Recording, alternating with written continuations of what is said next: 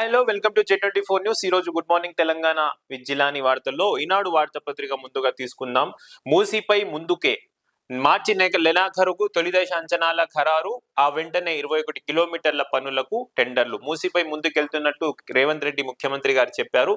మార్చి నెలాఖరు వరకు తొలి దశ అంచనాలు ఖరారు చేస్తారంట. ఆ వెంటనే 21 కిలోమీటర్లకు టెండర్లు పేస్తారంట. సంక్రాంతి లోప డిపిఆర్ పై స్పష్టత. ఈ సంక్రాంతి అంటే 14, 15, 16 లోపల డిపిఆర్ పై ఒక స్పష్టత, క్లారిటీ అనేది వస్తుంది. ఏడీబీ నుంచి 4,000 కోట్ల రుణం తీసుకుంటారు. వచ్చే 2 ఏళ్లలో హైదరాబాద్ కు 20 టీఎంసీల గోదావరి జలాలు వస్తాయంట. అభివృద్ధి చేస్తుంటే కొందరు విషం కక్కుతున్నారు, శాసనసభలో రేవంత్ రెడ్డి గారు చెప్పిరట. సో దీంతో పాటు అసెంబ్లీ సమావేశాలను బహిష్కరిస్తున్నాం, ప్రభుత్వ తీరుకు నిరసనగా ఈ నిర్ణయం. భారస వెల్లడి. శాసనసభ నుంచి గన్ పార్క్ వరకు నినాదాలతో ప్రదర్శన. శాసనసభను స్పీకర్ ఏకపక్షంగా నడుపుతున్న తీరుకు ముఖ్యమంత్రి రేవంత్ రెడ్డి అప్రజాస్వామిక అసభ్యకర ప్రవర్తనకు నిరసనగా ఈ విడత అసెంబ్లీ సమావేశాలను పూర్తిగా బహిష్కరిస్తున్నట్టు భారస ప్రకటించింది. సో శుక్రవారం ఉదయం 10 గంటలకు శాసనసభ సమావేశాలు ప్రారంభానికి ముందే రాష్ట్రంలో యూరియా సంక్షోభం నెలకొందని ఆరోపిస్తూ భారస ఎమ్మెల్యేలు ఆందోళన చేపట్టారు. సభ ఆవరణలో ప్లకార్డులు ప్రదర్శించారు. కాంగ్రెస్ ప్రభుత్వానికి వ్యతిరేకంగా నినాదాలు చేశారు. అసెంబ్లీలోనికి ప్లకార్డులతో వెళ్తున్న వారిని పోలీసులు అడ్డుకున్నారు. పోలీసులకు భారస ఎమ్మెల్యేలకు మధ్య వాగ్వాదం జరిగింది. ప్లకార్డులను పోలీసులు స్వాధీనం చేసుకున్న అనంతరం వారు సభలోకి వెళ్లారు. తెలంగాణలో రైతులు యూరియా కొరతలో తీవ్ర ఇబ్బందులు ఎదుర్కొంటున్నారని, ఆ అంశంపై వెంటనే చర్చ చేపట్టాలని కోరుతూ స్పీకర్ కు వాయిదా తీర్మానం అందజేశారు. ప్రశ్నోత్తరాల భారస deputy floor leader Harish Rao మాట్లాడిన అనంతరం ప్రభుత్వ తీరుకు నిరసనగా వాకౌట్ చేసినట్టు భారస ప్రకటించి సభ నుంచి వాకౌట్ చేసిన అనంతరం పార్టీ ఎమ్మెల్యేలు గన్ పార్క్ వరకు ప్రదర్శనకు వెళ్లారు. సో అసెంబ్లీ నుంచి వాకౌట్ చేశారంట, బహిష్కరిస్తున్నామని చెప్పారంట భారస ఎమ్మెల్యేలు, బీఆర్ఎస్ ఎమ్మెల్యేలు. ఏది ఏమైనా కూడా మొన్నటి వరకు పులి వస్తుంది, సింహం వస్తుంది, కేసీఆర్ వస్తుండు, మా పులి వస్తుంది అని అందరు ఎమ్మెల్యేలు అన్నారు. కేసీఆర్ గారు వస్తున్నారు, ఈసారి అసెంబ్లీ సమావేశాలకు వస్తున్నారు, పులి గాండ్రిస్తుంది, సింహం వస్తుంది అని చెప్పిర్రు. కానీ అందరూ ఎమ్మెల్యేలకు ఒక భరోసా లాగా వచ్చింది. పబ్లిక్ కూడా అనుకున్నారు, ప్రజలు, తెలంగాణ ప్రజలు కూడా, అరే కేసీఆర్ మళ్ళీ అసెంబ్లీకి వస్తున్నారు, అసెంబ్లీకి వస్తారని అందరినీ ఒక మీడియాలో ఒక వార్త క్రియేట్ చేశారు, సెన్సేషన్ గా మార్చారు దాన్ని. సో తీరా చూస్తే కేసీఆర్ గారు అసెంబ్లీకి రావడం, సంతకం చేయడం, రిజిస్టర్లో సంతకం చేయడం, మళ్ళీ శాలరీ కోసం వచ్చారని కొంతమంది చెప్తుర్రు, నెల శాలరీ రాదు లేకపోతే అని. వచ్చి 8-9 నెలలు అయిపోయింది, శాలరీ రాదు, సంతకం చేయకపోతే మళ్ళీ శాలరీ కోసం వచ్చిర్రా, దేనికోసం వచ్చిర్రా అనేది తెలియదు. కానీ పులి వస్తుందని చాలా మంది ఎమ్మెల్యేలు, భారస ఎమ్మెల్యేలు గాండ్రిచ్చారు. మళ్ళా కేసీఆర్ గారు కూడా వెళ్ళిపోయారు. ఉన్న బీఆర్ఎస్ ఎమ్మెల్యేలు కూడా మనము బహిష్కరిస్తున్నామని నిన్న వాకౌట్ చేసిర్రంట. రాబోయే రోజుల్లో ఏం జరుగుతుందో చూడాలి. బహుళ అంతస్తుల ధమాకా అని హైదరాబాద్ న్యూస్ ఒక రాసింది ఈనాడులో. మహానగరంలో బహుళ అంతస్తుల భవనాలు నిర్మాణాల్లో వృద్ధి కనిపిస్తుంది. 2025లో హెచ్ఎండిఏలో దాదాపు 94, జిహెచ్ఎంసీలో 103 బహుళ భారీ భవంతులకు అనుమతులు ఇచ్చాయి. గతేడాదితో పోల్చి దాదాపు 2 రెట్లు ఎక్కువ. హెచ్ఎండిఏలో అత్యధికంగా 91, 16 లక్షల చదరపు కిలోమీటర్ల బిల్డప్ ఏరియాలో నిర్మాణాలు చేపట్టారు. 2024లో ఇది కేవలం 36.5 లక్షల చదరపు కిలోమీటర్లు కావడం గమనార్హం. కోకాపేటలో ఇల్లు కట్టేద్దాం, నకిలీ పట్టాలతో ప్రభుత్వ భూములు కబ్జా అంట. మణికొండలో కూల్చివేత చేపట్టిన అధికారులు, కోకాపేటలో కబ్జాలు. సో నిన్న అసెంబ్లీ సమావేశాలు, తెలంగాణ రాష్ట్ర అసెంబ్లీ సమావేశాలు జరిగాయండి, మీరు అందరూ చూశారు. 2వ రోజు మన ఎంఐఎం ఎమ్మెల్యే అక్బరుద్దీన్ ఓవైసీ గారు చాలా మంచి స్పీచ్ ఇచ్చారు. నిన్న చూశాను. దాదాపు నాకు తెలిసి 1 hour, almost 1 hour he has given the speech. So చాలా మంచి స్పీచ్ అండి. అక్బరుద్దీన్ ఓవైసీ గారు నిన్న అసెంబ్లీలో మాట్లాడారు. దేనిపై అంటే ప్రత్యేకంగా ఆయన డీలిమిటేషన్ ప్రక్రియపై మాట్లాడారు.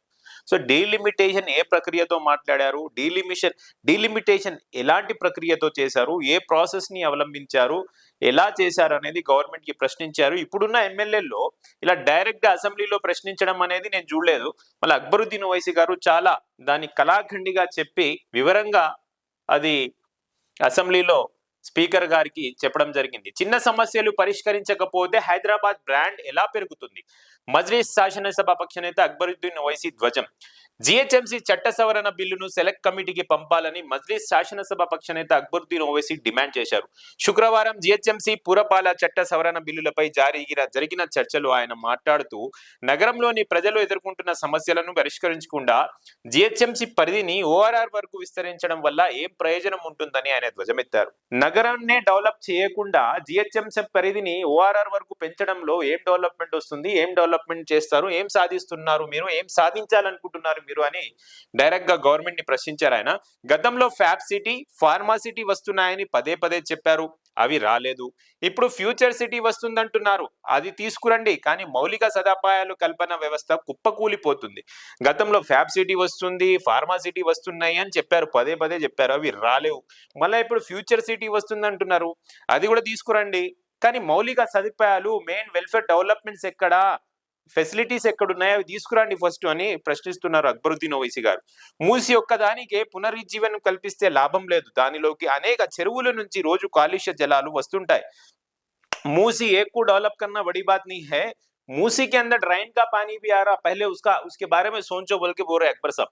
మూసీతో పాటు వాటినన్నిటిని ప్రక్షాళన చేస్తేనే ఫలితం ఉంటుందని నగర వాసులు ఎదుర్కొంటున్న వాయు కాలుష్యంపై ఎవరు మాట్లాడడం లేదు. గాలిలో నాణ్యత సూచి AQI లండన్ లో 4 నుంచి 5 పాయింట్ ఉంటే కార్ల వినియోగంపై ఆంక్షలు పెడతారు. 5 రోజుల క్రితం హైదరాబాద్ లో 375 నమోదైంది. దీన్ని ఎవరైనా సీరియస్ గా ఉన్నారా? మా ఇంటి దగ్గర నుంచి గతంలో 7-8 నిమిషాల్లో కార్లు అసెంబ్లీకి వస్తే ఇప్పుడు ట్రాఫిక్ జామ్లతో అరగంటకు పైగా పడుతుంది. సో అక్బరుద్దీన్ ఓవైసీ గారిని ఇంటి నుంచి అసెంబ్లీకి, మన నాంపల్లిలోని ఉన్న అసెంబ్లీకి, బంజారాహిల్స్ అసెంబ్లీ రావడానికి ఒకప్పుడు 7-8 నిమిషాల్లో కార్లు అసెంబ్లీకి వచ్చేవారంట ఆయన. అదే ఇప్పుడు అరగంటకి పైగా పడుతుందంట. पहले एक टाइम पे सब अकबरुद्दीन ओवैसी साहब के घर से असेंबली को आना बोले तो 8-10 मिनट में आ जा सकते थे, लेकिन अब 30 मिनट्स, आधा घंटा टाइम लग रहा बोल के बोल रहे अकबर साहब.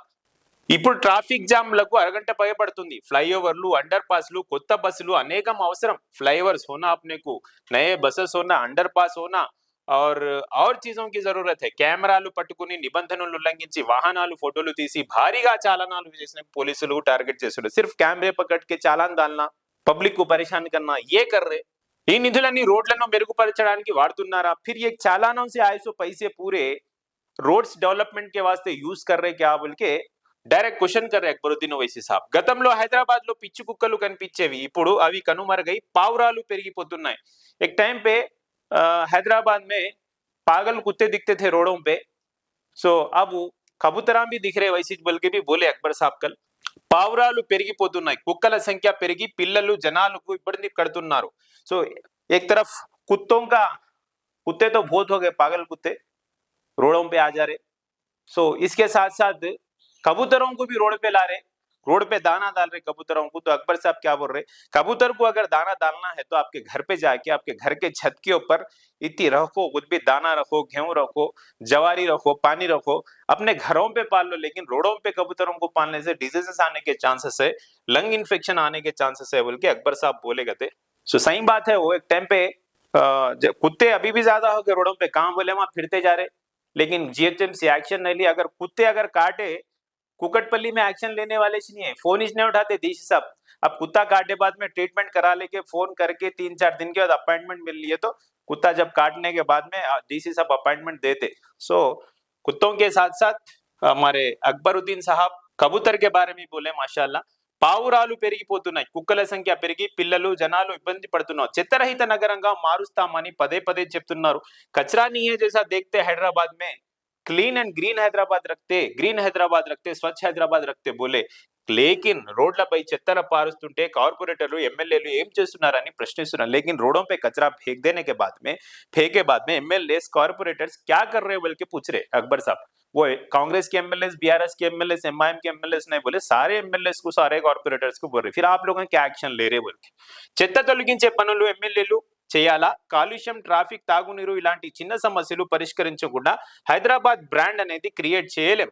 చెత్త తొలగించే పనులు ఎమ్మెల్యేలు చేయాలా?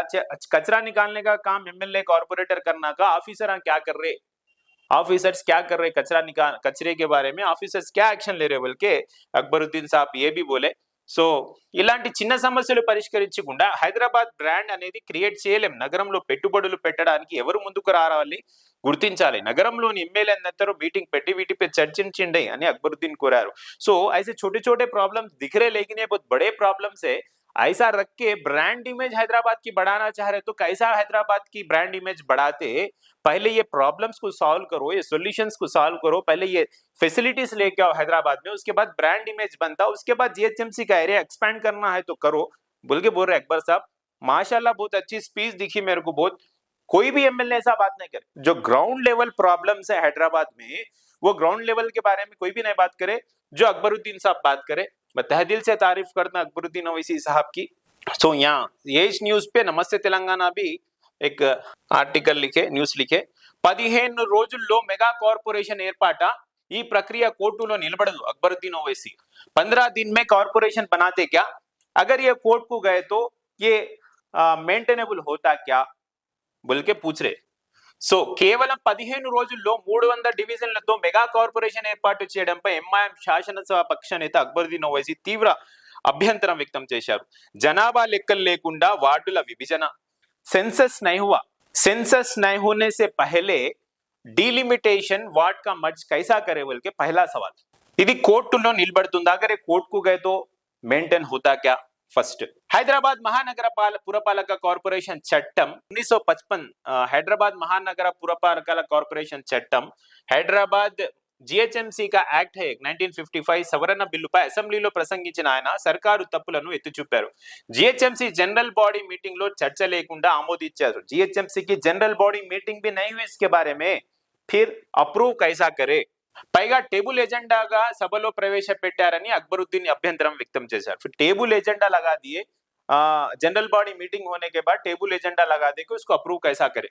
ప్రతిపక్షాల సూచనలతో పరిగణలోకి తీసుకోలేదని తెలిపారు। अपोजिशन की इसके ऊपर इसके गाइडलाइंस भी अपोजिशन को नहीं बोले, ऐसा हो रहा बोल के भी नहीं बोले, फिर अपोजिशन के हाथों भी आपको गाइडलाइंस देते क्या, कुछ फीडबैक्स देते क्या बोल के अपोजिशन को भी नहीं बोले बोल रहे।